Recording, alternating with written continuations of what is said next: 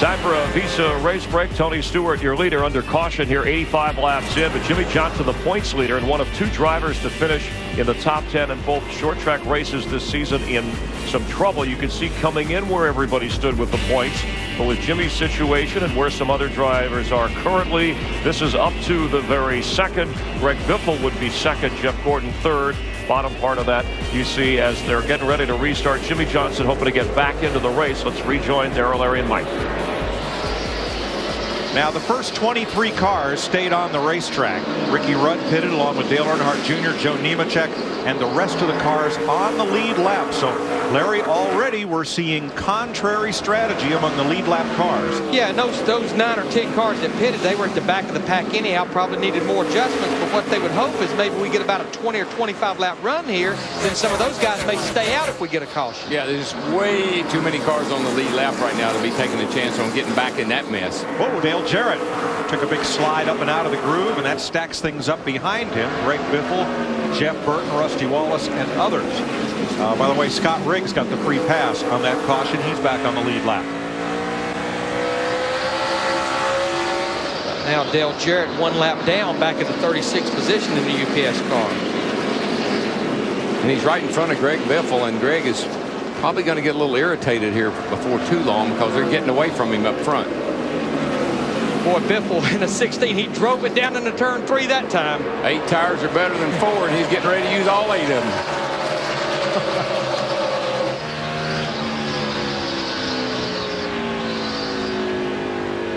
Hope you're enjoying this short track Saturday night on FX. So we'll have nighttime coverage coming at you the rest of the month of May in Nextel Cup. What, Casey Kane in that 9 car, he's moved up to that second group. Now we've not seen Tony Stewart in the 20 hardly move off the bottom. Casey's starting to make a little ground up there in that second group. Brian Vickers, the track record holder in the 25, battling Ricky Rudd. There you go. For the Got a lead change up here, boys. Casey Kane's going to take the lead for the second time tonight. He started from the pole and led the first lap. Started from the pole last night. Probably had one of the best cars in the Busch race. But the point leader, Jimmie Johnson's in the garage with Steve Burns. And just out of the care center, Mike Joy, Jimmy, what happened on the racetrack? How badly damaged is the race car? The car's pretty bad. Some cars in front of me sliding around and checked up, and I went to turn inside of them to miss them, and it just was a chain reaction deal. I got hit from behind and got in the inside wall, and then I was making my lap around just trying to get back to the pit road, and I went down the backstretch and the steering failed, and when I climbed on the brakes with all the camera in the car and caster in it, I got on the brakes, it turned right to the inside wall, and I hit the wall again, and if it didn't hurt the car bad enough the first time, I killed it the second time. Do you have any idea if you can get back out there and run for points? Possibly. We're going to try. We need to get every point that we can. So I know my guys will work hard to get those Monte Carlo back out on the track, and maybe some other guys will crash and we can pick up some spots. Thank you, Jimmy. Yep. As things stand right now, Johnson, if he did not return to the race, would finish 40th, but he would keep the point lead by 45 points over Greg Biffle, who presently is the 7th place car. Kurt Busch is really giving Tony Stewart the workover for second place. Larry, I think it's another one of those indications of these tires. Tony Stewart went under that caution. Looks like when they went back to green, his car isn't quite as good as it was before that caution came out, and the tires went through that heat cycle. Some cars it affects, some cars it doesn't seem to. It was good after the restart, right after they put them on there, but like you say, after the restart, it's not been that strong. It looks like the car likes sticker tires, and it doesn't want to stay out there on a set of cycled tires, heat cycled tires. Here goes Kurt. As Jeff Green goes after Ricky Rudd, that's back at 22nd. Second place has changed hands. Kurt Busch, the new second place car. Harvick moving in. And that's 2 of the cars that elected to come to pit road that last time and took 4 tires and more adjustments, as well as Dale Earnhardt Jr. in the 8 car, right up in front of them. Now we're starting to see a little movement by Kevin Harvick in the 29 car. Remember, in that first run, his car seemed to be better on the long run. Yeah, it seems like it takes his about 10, 15 laps to get going, and then he gets up on that outside and starts rocking and rolling. Matt. Tony Stewart last pitted on 65. That's when they made a track car adjustment, trying to free the race car up. But D, it is still tight. That's why he is slowly losing track position and fading back. And Matt, I think that's going to be a key tonight. We talked about it in the beginning of the show. This racetrack, even though it was starting to get overcast, it was very, very warm. And I think the more this track cools down, the more rubber gets put on it. You're going to have to continue to make adjustments to keep up with the track conditions, even if your car is good. Yeah, a tight race car, that means he's using the right front tire. You throw in a little brake heat, and then you throw in using that tire, abusing it, you get a lot of air pressure buildup. It's going to push even worse. And so they've got to do something pretty major to free that boy up.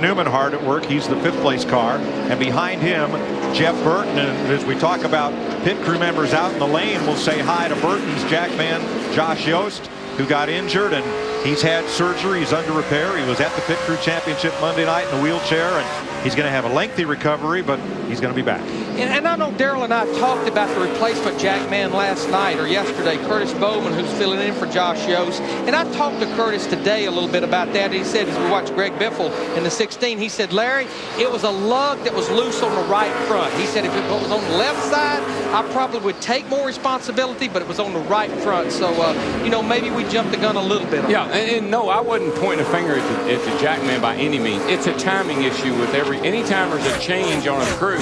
Everybody's got to get familiar with that change, with that person. Tire changer, jackman, gas man, whatever. No way was we trying to blame anybody for a failure there. It was just an observation of maybe it threw somebody's timing off. Rusty Wallace here behind Biffle is the 8th place car in Miller Lite Dodge. He's 7.5 seconds behind the race leader, being tracked by Dale Jarrett, who is a lap off the pace. And then Jeremy Mayfield in 9th. 8.4 seconds back. See Elliott Sadler behind him, 38 car, qualified up in the 5th position. Made his way in the top 10, but I've been watching that car right there behind him, Jimmy McMurray in the 42 car. Didn't qualify that great, back about mid-pack, but he's knocking on the door of the top 10. He moves past Jason Leffler, a lap down to the FedEx car. Here is Kyle Busch, the rookie, in 12th place. Of course, Kyle making his very first Nextel Cup start here, but he pretty much annihilated the field here last year in the Busch Series race.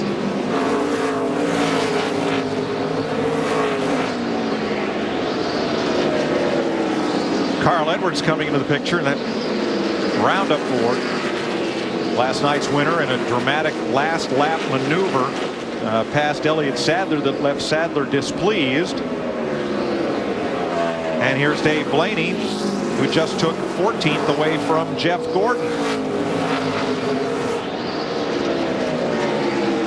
The Gordon slides back a spot and perhaps into the clutches of Mark Martin, the 16th place car. These cars are about 12 seconds back of the leader. And a new paint scheme for Bobby Labonte, kind of purplish and bluish, or maybe sky blue pink, I think I called it last night. I told Larry, I said, it looked like me and the boys up in Owensboro got together late one night and decided we'd paint a race car. Little of this, little of that. What do you got? The Boniva Chevrolet. Matt Kenseth in the number 18 or number 17 Roush Ford, 13.5 seconds back of the lead.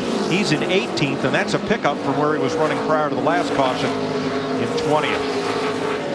You got to go back a little ways, about another second, to get to Dale Earnhardt Jr. and his DEI teammate Michael Waltrip. The Bud and the Napa cars run 18th or 19th and 20th right now. 15 seconds off the lead, Matt. Junior trying to work his way through the field, but not having a lot of success. He says the car is loose on entry, but that's not a problem as much as the fact that the car is super tight in the center. In fact, he said it's like he's going over railroad tracks when he tries to make the car cut in the center of the corner. They backed up on an air pressure adjustment, made a chassis adjustment, still fighting the balance issue on the 8. Ricky Rudd moves in to challenge for the top 20. He's had kind of an up and down night in the 21. Yeah, he qualified in 6th, but Michael Fatback McSwain, his crew chief, decided on that last caution back on lap 82, coming to pit road for 4 tires. I know they were debating one of those shock adjustments all the way up to the point of putting the car through inspection this afternoon. Yeah, they came here, had a great test, qualified well. I think they were expecting great things tonight. Maybe they'll get her dialed in before it's over with.